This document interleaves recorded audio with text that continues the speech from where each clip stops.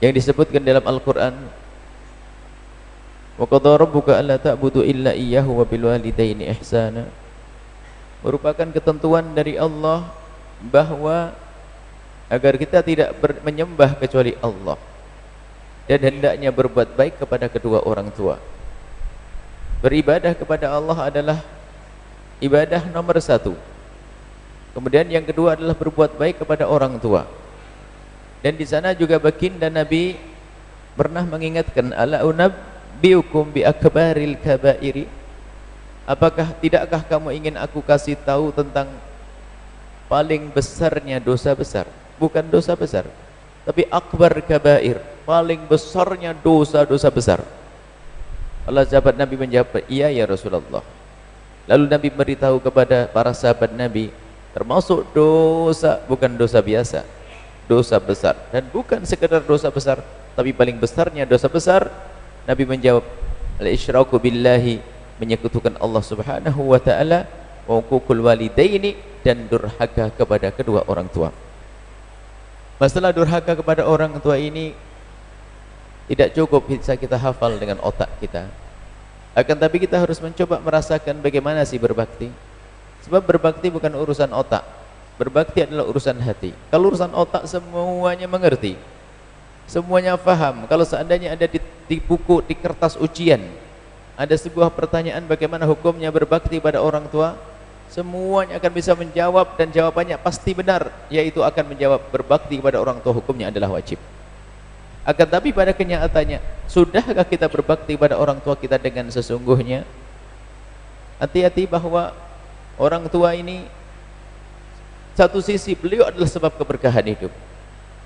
Akan tapi kalau kita salah urusan dengan beliau-beliau, maka itu sebab kehancuran hidup kita. Orang tua adalah disebutkan juga, ada berita tentang Ramadan ini juga. Saja yang aku amini adalah yang pertama, malaikat tidak masuk surga dengan kedua orang tuanya, maka terkutuklah manusia itu. Maknanya apa? Jika ada seorang anak yang masih diberi oleh Allah bapak ibu, sebetulnya dia telah diberi pintu surga seluas-luasnya. Lah kok tidak dimasuki? Terkutuklah manusia itu. Bagaimana masuk pintu surga tersebut? Berbuat baik kepada orang tua, berbakti kepada orang tua. Dan memang betul yang namanya berbakti kepada orang tua ini bukan urusan otak, akal kita, tapi urusan hati. Bagaimana urusan hatimu dengan ibunda kita dan ayahanda kita? Mari kita coba renungi bagaimana urusan seorang anak kepada ibundanya. Yang namanya berbakti adalah urusan halus. Yang jelas begini, bahwa kalau orang pengen berkah hidup adalah dengan orang tua. Tapi sebaliknya, siapapun yang menjalani hidup dengan menyakiti orang tua, durhaka kepada orang tua, maka ketahuilah kehancuran adalah akan selalu mengiringinya. Sebab disabdakan oleh baginda Nabi, kullu dzambin yuakhirullahu uqubatahu yaumal qiyamati, semua dosa itu oleh Allah akan diakhirkan hukumannya nanti di akhirat, illa uququl walidaini, kecuali durhaka kepada orang tua. Fa innallaha yu'ajjiluhu fid dunya qabla al-mamati, Allah akan dahulukan hukumannya di dunia sebelum mati. Jadi kalau durhaka kepada orang tua itu hukumannya akan diberikan oleh Allah di dunia sebelum di akhirat. Na'udzubillah. Kalau mungkin dia seorang pengusaha, maka ketahuilah usahanya akan hancur, tidak bisa tidak.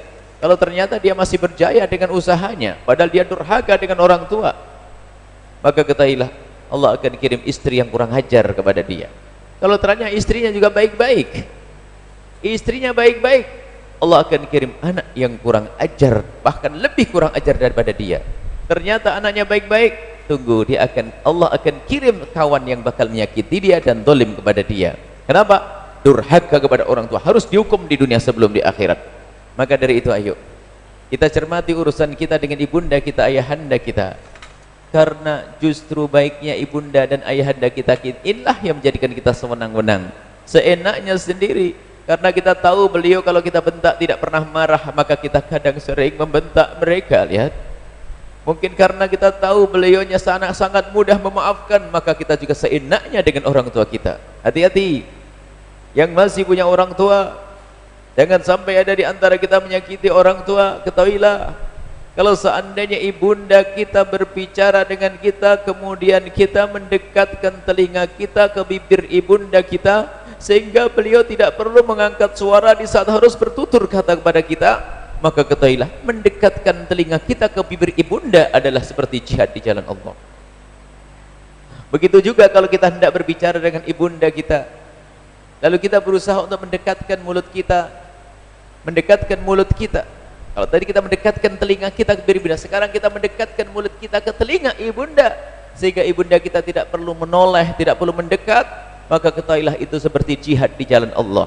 Begitu pentingnya dengan ibunda dan ayahanda kita berbakti, mengabdi dengan cinta. Nah, ini dengan cinta. Hati-hati, jangan sampai ada di antara kita durhaka. Koreksi diri kita sendiri. Kadang kita begitu mudahnya mengangkat suara di hadapan ibunda dan ayahanda kita. Ketahuilah ini adalah urusan hati, bukan urusan basa-basi. Urusan hati. Kita hadirkan sebuah kisah. Kalau urusan hati itu begini. Ada seorang anak yang pernah kami kisahkan juga di sini. Ada seorang anak sekolah. Bagaimana seorang anak muda, tapi ternyata hatinya dengan ibundanya dan ayahandanya. Dia punya cinta. Suatu ketika, seorang anak ini biasa sekolah, dia kalau sekolah naik sepeda gitu. Perjalanan dari rumahnya ke tempat sekolahnya itu kurang lebihnya ya seberapa jam lah, setengah kilo lah, 1 kilo. Suatu ketika sang anak muda ini, anak SMP atau SMA kelas 1, anak SMP, dia lagi sarapan pagi, dan di saat lagi asik-asiknya sarapan, tiba-tiba kawannya tuh nyamperin pakai bel suara ding ding ding ding ding. Lalu manggil teriak-teriak, ayo cepat, sudah siang nanti telat, cepat, sudah siang telat. Karena dia mendengar seruan sahabatnya tersebut, dia pun bergegas mempercepat makannya. Kemudian setelah selesai makan, segera mencuci tangannya. Kemudian dia mengambil tasnya. Kemudian datang kepada ibundanya dan mencium tangannya. Dengan ciuman yang khusyuk, kemudian pergi, naik sepeda, berangkat ke sekolah. Setelah sampai di sekolah, temannya masuk kelas, rupanya dia yang disamperin tadi, yang makan tadi, baru nyandarkan sepeda, kemudian diambil lagi sepeda, kemudian pulang lagi. Temennya tuh bingung, ini tadi kok sudah datang ke sekolah, kenapa harus keluar lagi? Akhirnya ditunggu. Tak lama kemudian, seberapa jam lagi atau 20 menit kemudian, datanglah sahabatnya yang pulang tadi. Lalu ditanya, kenapa kamu pulang? Ada yang ketinggalan? Oh tidak, nggak ada yang ketinggalan. Terus kenapa kamu pulang? Rupanya anak muda ini menjawab dengan jawaban sederhana, ya aku pulang tadi waktu kamu nyamperin aku buru-buru banget. Kamu bilang sudah siang, aku buru-buru, sehingga habis makan aku langsung mencuci tangan, kemudian pulang berangkat pamit dengan ibundaku. Aku lupa kalau piring tadi belum aku cuci. Sungguh aku tidak rela jika piring itu dicuci oleh ibundaku. Urusan piring dirasakan, karena dia ada hati, karena dia bisa mencuci piringnya. Kenapa harus ibundaku yang mencuci? Aku bisa mencuci piringku sendiri. Ini adalah urusan hati. Tapi kalau sudah hati mati, titip ya. Bu, titip bu ya. Masya Allah. Itu iya kalau dirimu masih bayi dulu boleh begitu, tapi sudah besar begini, kenapa ibunda kita yang harus capek? Mestinya kita mencuci piring ibunda kita. Bahkan kadang begitu kejamnya seorang anak. Katanya kuliah, Masya Allah, setiap pulang membawa 1 koper, 1 tas, baju kotor. Itu pun bahasanya dengan bahasa kayak, bos besok akad pagi sudah, akad sore sudah beres ya, setrikaan semuanya karena bisa berangkatnya agak sore, agak malam, atau agak pagi. Ibunya suruh jadi babu, jadi budak. Ibundanya seminggu bekerja mencari uang, ayahanda seminggu bekerja mencari uang untuk anaknya. Mestinya kalau anak pulang hari libur, menjadikan bapak dan ibunya ratu dan raja. Alangkah susahnya menjalani hidup hari ini. Kenapa? Karena susah berbakti pada orang tua. Kunci kebahagiaan kita adalah berbakti pada orang tua. Hei anak, dengar, sehebat apapun dirimu, kalau tidak baik dengan orang tuamu, kehancuran akan mengiringimu. Ibunda kita, ayahanda kita, ibunda kita, ayahanda kita, lihat mereka berdua. Kasih sayang mereka nggak bisa dikira-kira. Mereka rela makan dengan sederhana demi anaknya. Pengorbanan orang tua tidak bisa dibalas. Pengorbanan orang tua nggak bisa dibalas. Bagaimana kita akan membalas? Masya Allah, ibunda kita mengganggu di masa kecil kita. Di malam hari ibunda kita bangunkan dengan tangis kita, beliau tersenyum. Sudah begitu kita masih kencing di bangkuannya kadang. Tapi ibunda kita tidak pernah marah. Kalau marah Anda tidak akan jadi seperti ini. Masih senyum, membersihkan kotoran kita, mencium kita, Masya Allah. Ibunda kita dan ayahanda kita, wahai anak, sadari dirimu adalah dibesarkan oleh ibundamu, ayahandamu. Masya Allah. Ini kita perlu urusan hati, ini bukan urusan basa-basi. Basa-basi gak berlaku. Basa-basi gak berlaku. Allah Maha tahu apa yang ada di hati seorang anak. Kalau basa-basi itu loh, anak gadis tuh mulai jam 8, mulai habis maghrib baca buku pelajaran karena dia kuliah. Setelah itu apa? Main HP. Setelah itu apa? Ya habis main HP yang ngintip di kamar, rumah, pintu kamarnya dibuka sebentar. Pintu kamarnya mengarah ke dapur. Di dapur ada ibundanya lagi berdiri mencuci piring, membersihkan dapur. Dia masuk lagi ke kamar karena dilihat piringnya masih tinggi. Kemudian setelah piringnya mulai rendah, ada beberapa piring sudah ini, sudah hampir habis, dikirakan sudah mau habis. Sang anak gadis selalu keluar. Aduh mama, kenapa mama tidak bangunin, tidak ngasih tahu teteh? Biar teteh yang membersihkannya, mencucinya. Dustanya dirimu wahai anak gadis. Bohong, dari tadi dia sudah ngelihat kok. Dia sengaja keluar nunggu piringnya habis. Di depan ibunda hanya basa-basi. Awas, hati-hati. Jangan berbuat baik kepada orang tua kecuali karena Allah. Yang berbuat bukan karena Allah tidak dianggap sebagai bakti. Alangkah banyaknya seorang anak yang sangat baik dengan bapaknya, melayani, meladeni, melayani, khidmah, akan tapi diam-diam terbetik di hatinya agar sertifikat rumahnya pindah atas nama dia. Busuk. Ibunda kita berbuat untuk kita tanpa pamrih. Ibunda kita berbuat untuk kita tanpa pamrih. Ayahanda kita berbuat untuk kita tanpa pamrih. Dikisahkan suatu ketika ada seorang anak muda menggendong ibundanya, dilihat oleh Sayyidina Abdullah bin Umar. Sayyidina Abdullah bin Umar adalah putra Sayyidina Umar, termasuk ulama dari para sahabat Nabi. Waktu itu lagi menjalankan amalan umrah atau haji. Sayyidina Abdullah bin Umar melihat anak muda yang menggendong ibundanya, mulai dari wukuf di Arafah, melebar jumrah, tawaf, dilihat. Karena kalau zaman dulu tuh kalau tawaf kelihatan, kan jumlah orangnya terbatas. Jadi mulai dari Arafah kelihatan orang itu, anak laki-laki menggendong ibundanya. Disaksikan terus oleh Sayyidina Umar. Bangga Sayyidina Umar melihat anak muda yang masih seperti itu, masuk melihat anak muda yang berbakti pada ibundanya, menyenangkan ibundanya. Kemudian setelah tawaf selesai, dibawa ibundanya sa'i. Setelah sa'i, didudukkan di tempat yang manis ibundanya, diambilkan air zam-zam. Setelah itu ibunya tersenyum, lalu sang anak muda berminta izin, Umi, saya akan mendekat kepada Imam Abdullah ibn Umar. Iya nak. Berangkatlah anak muda tersebut mendekat Sayyidina Abdullah bin Umar, lalu bertanya, wahai Abdullah bin Umar. Iya. Anda melihat saya? Iya. Kau luar biasa anak muda. Kau gendong ibundamu, ilah sampai luka leherku. Itu adalah imbalannya, adalah surga di hadapan Allah. Baik Sayyidina Abdullah bin Umar, aku mau tanya apa wahai anak muda? Ibundaku teramat baik kepadaku. Tentu aku ingin membalas budi ibundaku. Apakah yang aku lakukan seperti ini sudah bisa membalas budi baik ibundaku kepadaku?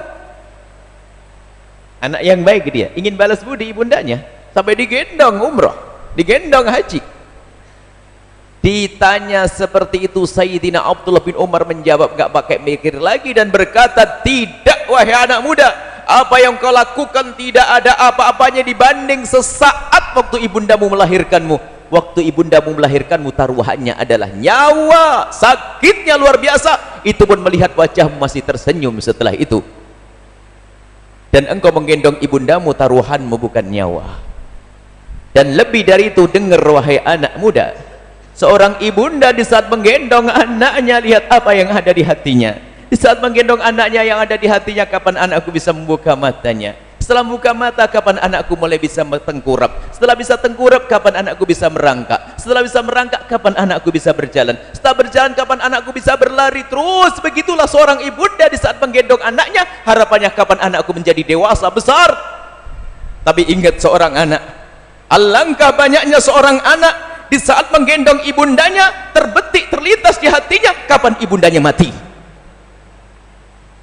Kadang merasa capek merawat ibundanya. Hati-hati. Makanya berbakti adalah urusan hati, bukan basa-basi. Enggak berlaku basa-basi. Sekarang tanyakan hatimu sendiri, bagaimana dengan ibundamu, ayahanda yang sudah keriput kulitnya, tubuhnya mulai membungkuk, jalan tertatih-tatih, rambut memutih. Kadang kita masih mengangkat suara di hadapan beliau. Mau kemana nak? Wahai anak-anak, mau kemana dengan ibundanya seperti itu? Tapi ingat, selagi masa nyawa masih ada di kandung badan, masih ada kesempatan kita untuk berbenah. Kembalikan semuanya kepada hati. Ayo kita tata hati kita. Urusan ibunda kita, ayahanda kita. Dan sungguh baginda Nabi angkat senang dengan orang-orang yang berbakti pada orang tuanya. Kita sering dengan ibunda itu seenaknya. Banyak kisah-kisah yang disebutkan, bagaimana kisah Alqamah susah meninggal dalam susah mengucapkan kalimat syahadat karena menyakiti ibundanya. Sekarang mari koreksi diri kita sendiri. Ayo ibunda kita. Kita sering nomor orang tua kita tinggalkan, kita sering orang tua kita tidak kita nomor satukan. Mungkin anda ini kebetulan bulan Ramadan menjelang hari raya Idul Fitri. Apakah anda masih ingat dahulu waktu masih berkumpul dengan ibunda dan ayahanda, bagaimana kita setelah sholat hari raya, setelah sholat hari raya langsung pulang ke rumah, kita sungkem mencium tangan ibunda kita, mencium tangan ibunda kita. Mereka adalah orang pertama yang kita datangi setelah kita sholat hari raya Idul Fitri atau Idul Adha. Akan tapi setelah kita bekerja di tempat yang jauh, mungkin menjadi orang sukses di negeri, di luar kota, setelah menjadi orang sukses, sekarang tanyakan kepada dirimu sendiri, di hari raya itu siapakah orang pertama yang anda telepon? Ibunda, ayahanda, atau orang yang telah minjemin duit, atau orang yang telah ngajak kerja kita? Mana ibunda kita? Seolah-olah ibunda gak punya jasa, seolah-olah ibunda gak ada artinya lagi. Jadi ibunda urusan yang ke-25. Nomor satu kan ibunda kita. Mungkin di saat kita menelepon tidak sambung, yang penting niat. Urusan hati nggak bisa dibohongi, itu semuanya. Urusan dengan orang tua, urusan dengan ibunda. Mari kita merenungi semuanya dari kita. Nggak usah nengok orang lain yang durhaka. Kita sendiri yang punya orang tua, kita punya ibunda, kita punya ayahanda. Dan mengerikan dengan durhaka ini. Nggak bisa berhasil, nggak bisa sukses. Biarpun dikasih dalam usaha, nggak akan sukses dengan durhaka kepada orang tua. Biarpun dia punya lembah emas untuk modal, biarpun dikirim pakar-pakar ahli dalam ekonomi, dia tidak akan berhasil. Karena apa?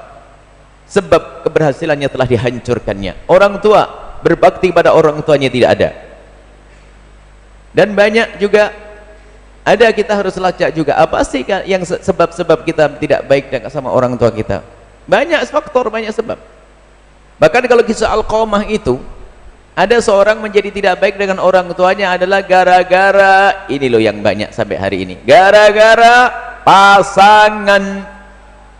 Gara-gara pasangan. Maka kami himbau pada malam hari ini, wahai para suami, ajari istrimu agar semakin hari semakin baik kepada orang tuanya. Bukan orang tuamu ya. Wahai para suami, ajari istrimu agar semakin hari semakin baik kepada orang tuanya. Dan wahai para istri, ajari suamimu agar semakin hari semakin baik kepada orang tuanya. Jadikan pasanganmu pasangan ahli surga yang bisa berbakti pada orang tuanya. Sebab ada seorang suami yang melarang istrinya datang ke rumahnya, Masya Allah, ke rumah ibunya sendiri. Akan ada juga seorang istri yang paling sebel kalau suaminya bantu ibunya. Masya Allah. Ini ada kisah-kisah yang terjadi. Suatu ketika ada seorang ibu datang kepada kami. Dan kisah semacam itu tidak mustahil adanya, terjadi banyak.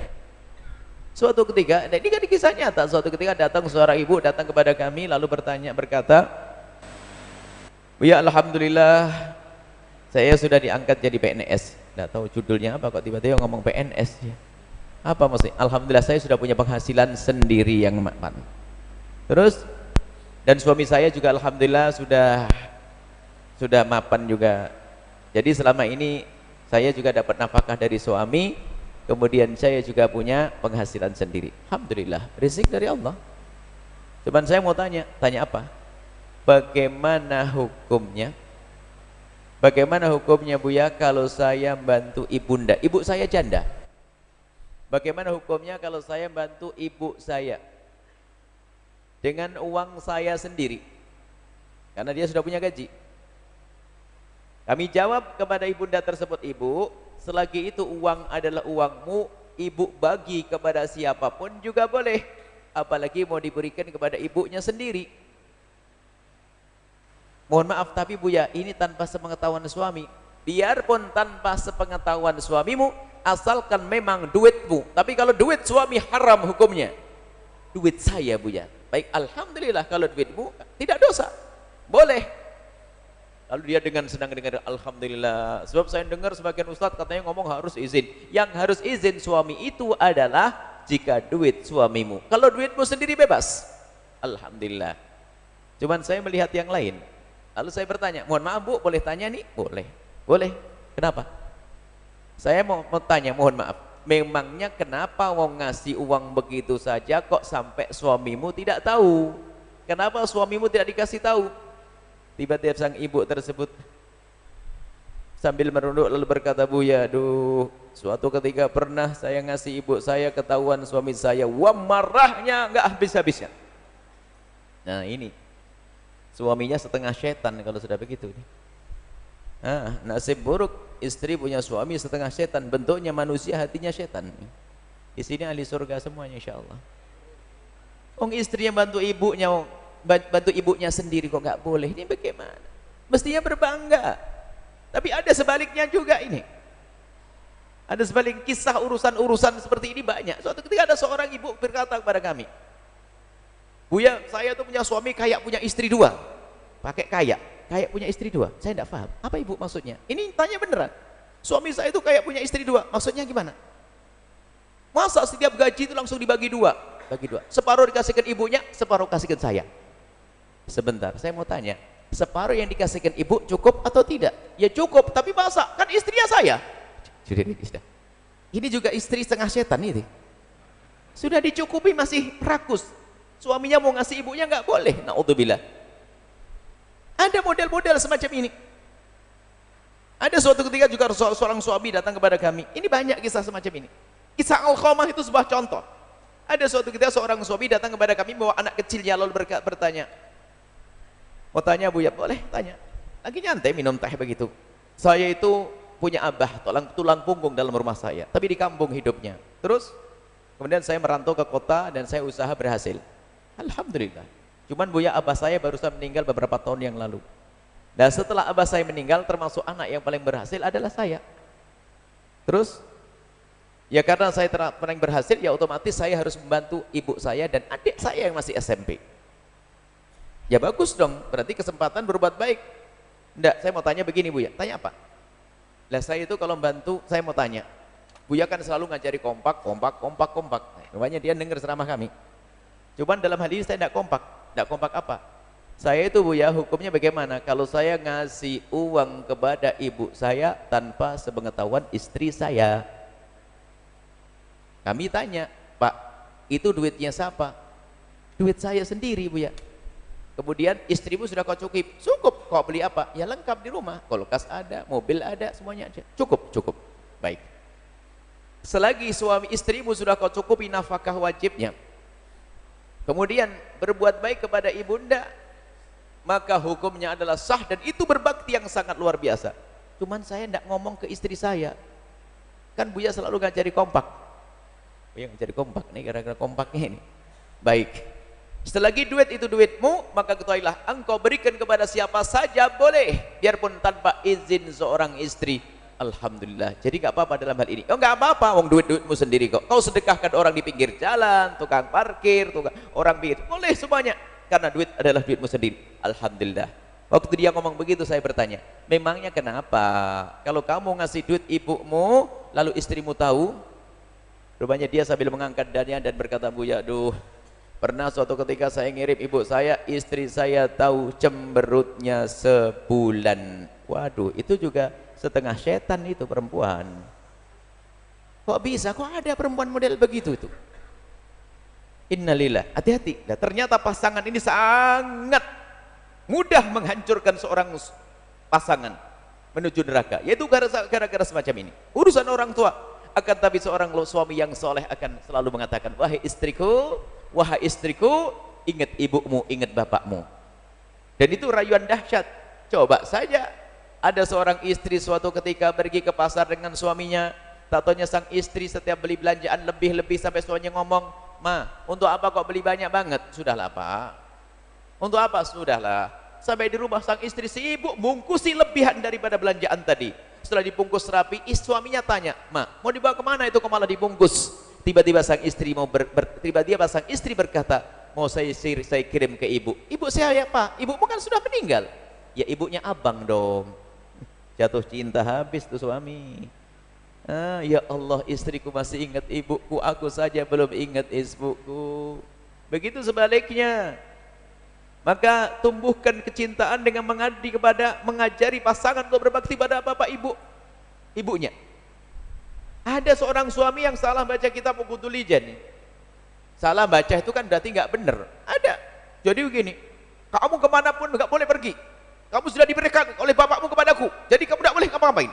Ke rumah bapakmu nggak boleh. Aduh, salah ini. Salah paham itu. Tapi kalau dia ngerti bacanya benar, tidak akan seperti itu. Akan tapi hendaknya seorang suami berkata begini, wahai istriku, kemanapun kau pergi harus izin, tapi ingat, untuk bapak ibumu bebas. Ajari berbakti. Sebab ada model-model durhaka itu karena pasangan itu. Pasangan itu ngajari berdurhaka. Termasuk kalau kita sambungkan nantilah ini. Bagaimana kita berbakti pada orang yang telah meninggal dunia, kan begitu sambungannya ini. Sudah. Mungkin ada di antara yang hadir, abahnya sudah tidak ada, ibunya sudah tidak ada. Dan mungkin ada penyesalan, ya Allah, aku dulu belum sempat berbakti. Biasakan mencium tangan ibunda kita agar kita tahu kasarnya tangan ibunda karena mencari nafkah untuk kita.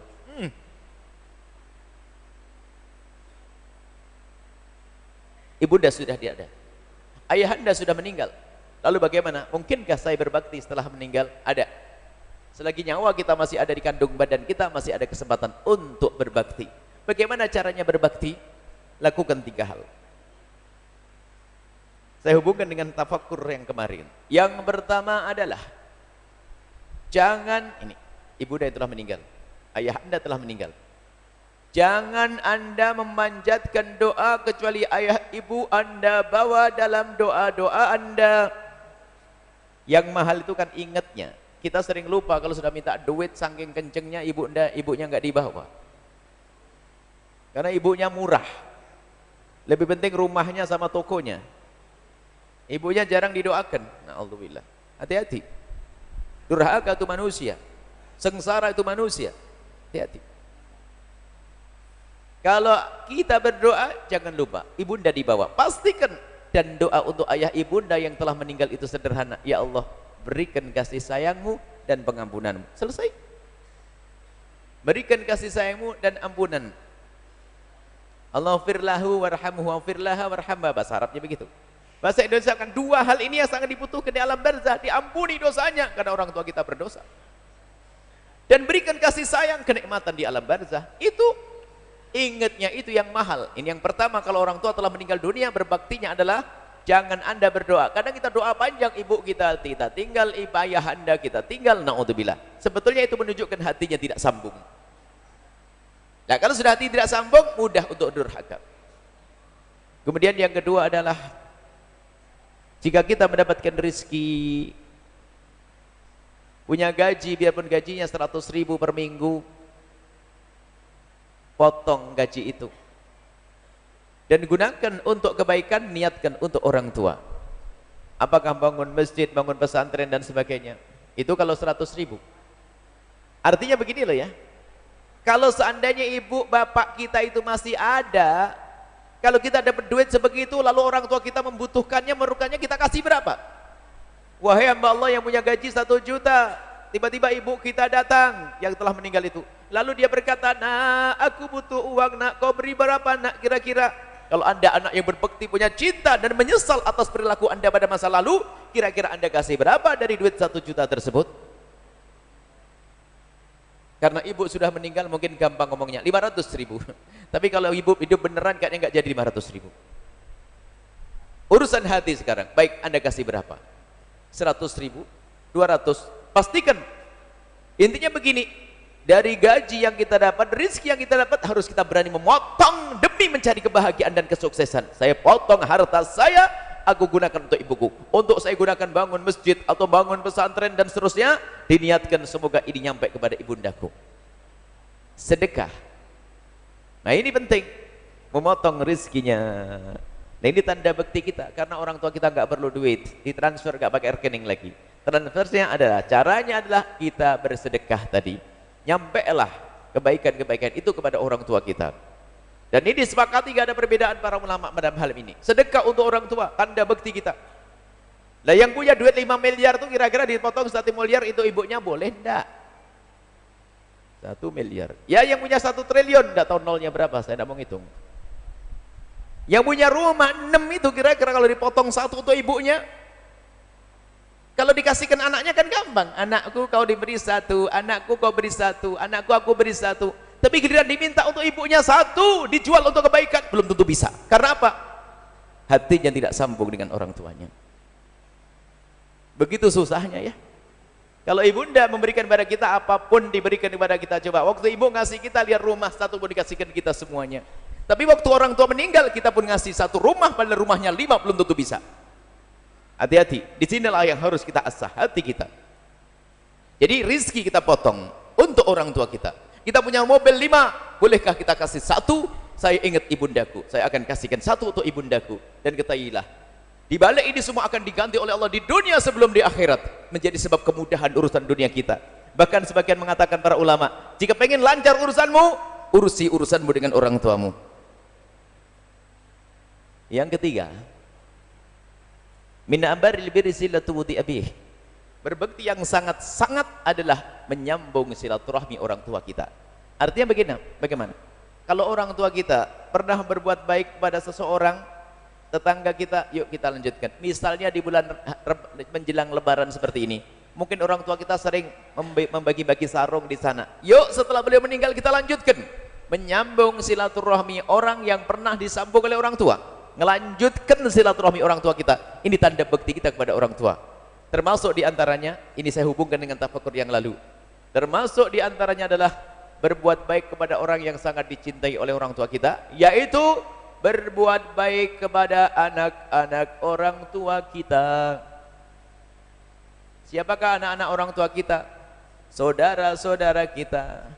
Alangkah banyaknya seorang anak, di saat bapak ibunya meninggal langsung rebutan waris yang kita bahas pada pertemuan yang lalu. Maka kami sampaikan bahwasanya perebut waris adalah pelaku dosa gede, 3 dosa besar. 1 saja sudah cukup untuk masuk neraka jahanam si perebut waris.